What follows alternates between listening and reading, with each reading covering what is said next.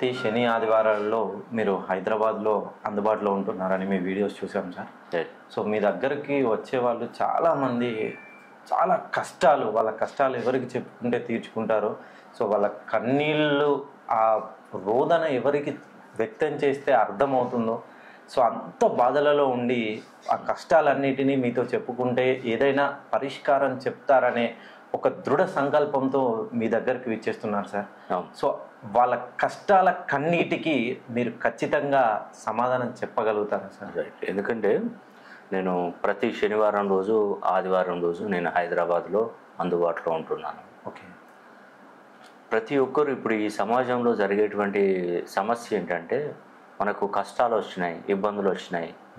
అయితే మనం ఎవరికైనా చెప్పుకోవాలనుకొని ఏదైనా నమ్మకం ఉన్నటువంటి వాళ్ళకి, బంధువులకో, ఫ్రెండ్స్కో, చుట్టాలకో వాళ్ళకి చెప్తే మన కష్టాన్ని ఆసరాగా తీసుకొని మనల్ని ఇంకా నష్టపరుస్తూ ఉంటారు. అంటే మన విషయాలన్నీ ఎదుటివాడికి చెప్పడం, ఇబ్బంది పెట్టడం. ఎందుకంటే మనకు కష్టం వస్తే ఈయనకు చెప్పుకుంటే ఏదైనా తీరుస్తాడని మనం అనుకుంటాం. అవును సార్.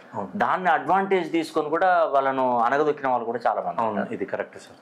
ఎందుకంటే సమాజం ఇది. అవును సార్.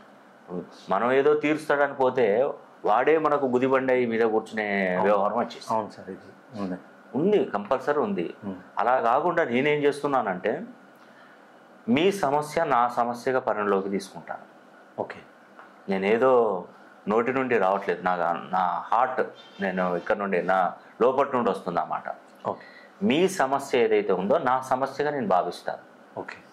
నా సమస్య మీ సమస్య కాదా అన్నట్టుగా నేను చూస్తాను. ఖచ్చితంగా మిమ్మల్ని బాగుపరిచే బాధ్యత నాది.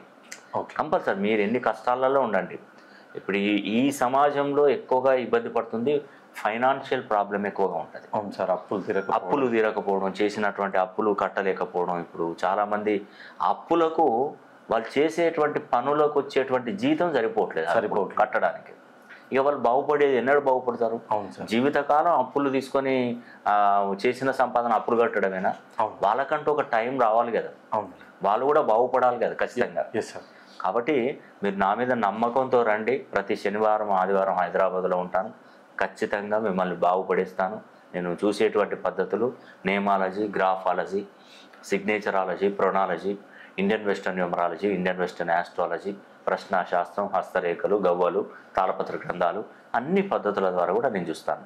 నమ్మకం ఉంటే రండి, తప్పకుండా మీ జీవితాలను నేను బాగుపరుస్తాను.